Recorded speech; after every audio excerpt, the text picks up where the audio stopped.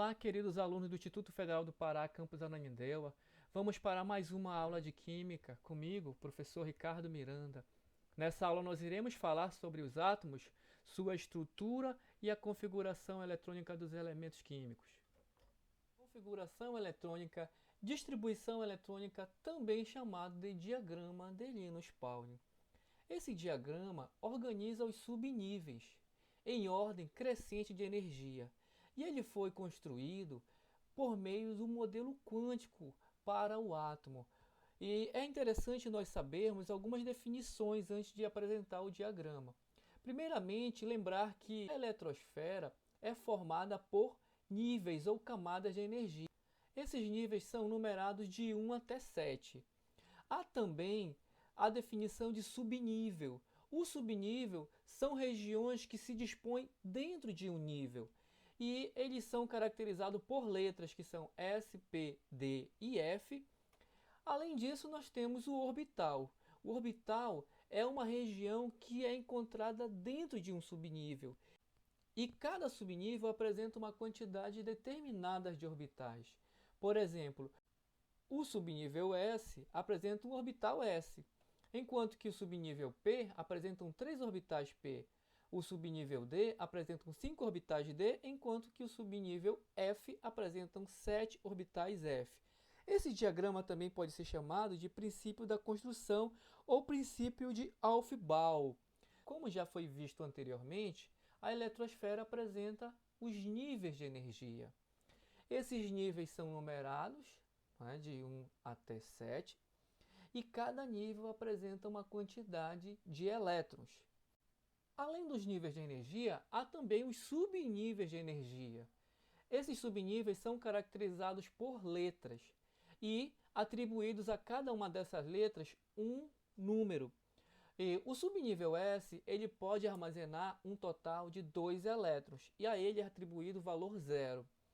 O subnível P pode armazenar um total de 6 elétrons e a ele é atribuído o valor 1. O subnível D pode armazenar um total de 10 elétrons e a ele é atribuído o número 2, enquanto que o subnível F pode armazenar um total de 14 elétrons e é atribuído a ele o número 3. Cada subnível apresenta uma quantidade de orbitais. E o subnível S apresenta um orbital, e esse orbital é uma região que vai armazenar os elétrons.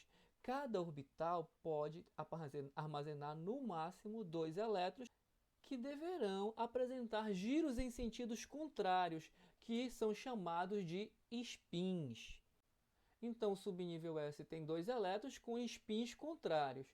O subnível P apresenta 3 orbitais, sendo que é importante se saber que esses orbitais são chamados de degenerados, eles apresentam a mesma energia.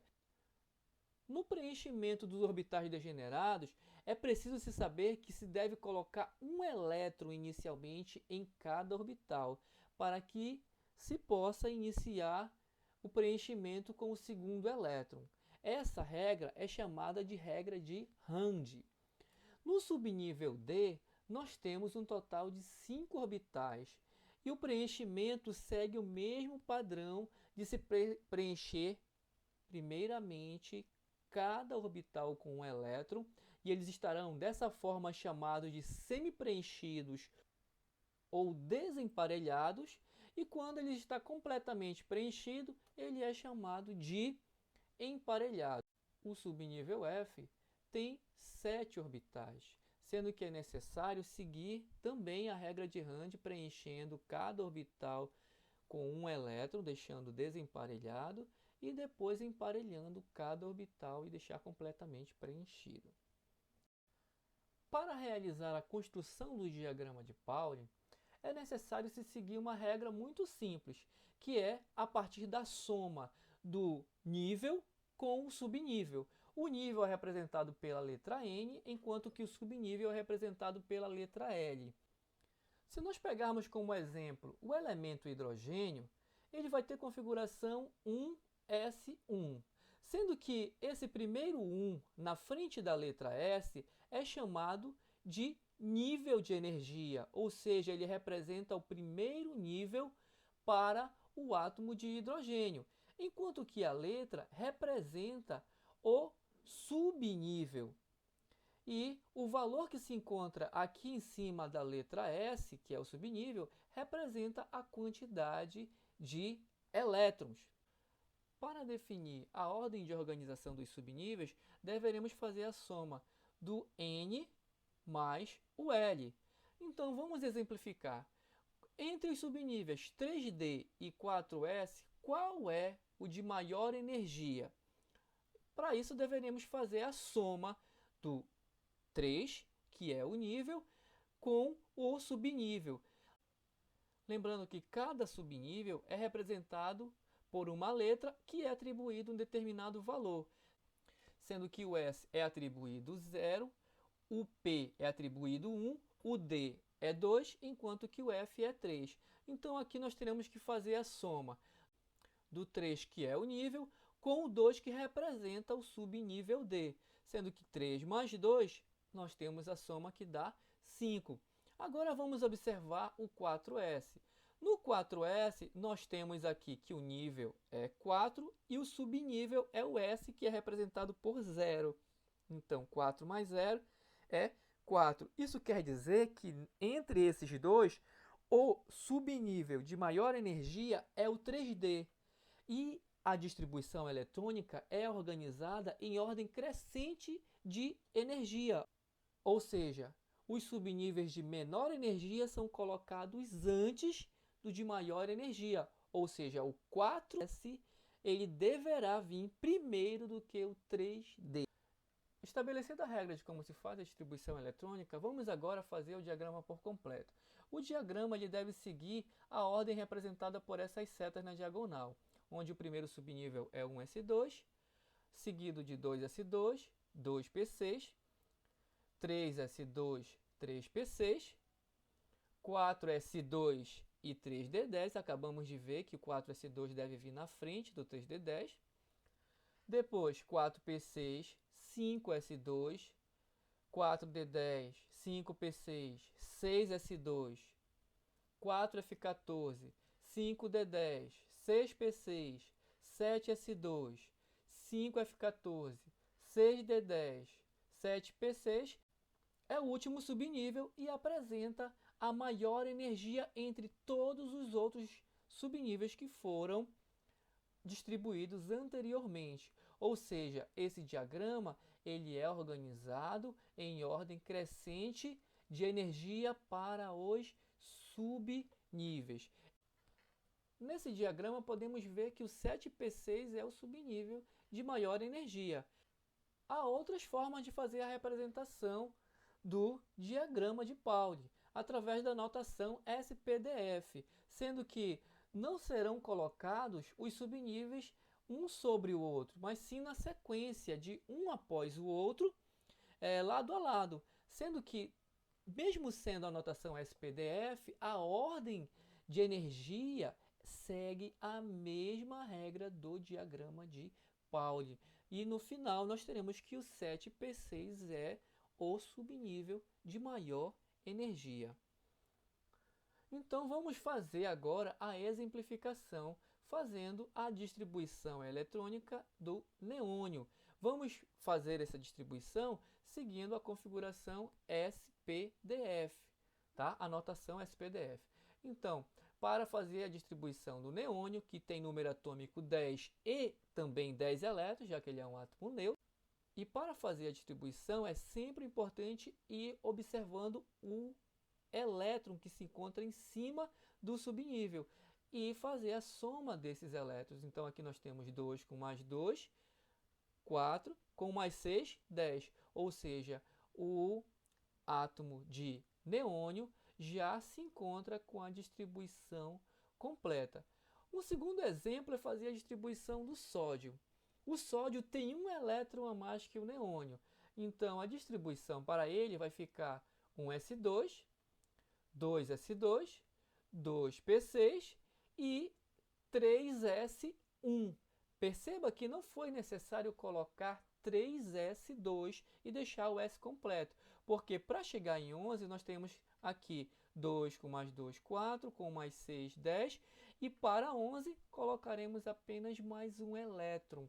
Não é necessário preencher o 3s2, e sim 3s1, já que o sódio tem apenas 11 elétrons no total. Uma outra forma de se fazer a representação do diagrama é colocando a sua configuração utilizando os gases nobres, como o neônio que se encontra aqui no exemplo 1. Sendo que a parte que é referente ao neônio, 1s2, 2s2 e 2p6, nós iremos abreviar e colocar aqui entre colchetes. Então, nós temos 1s2, 2s2 e 2p6 representa o neônio. Então, eu colocaria apenas o neônio e o que faltava para preencher o sódio, eu acrescento ao lado do neônio, que é o 3s1. Ou seja, a distribuição do sódio poderá ficar neônio 3s1.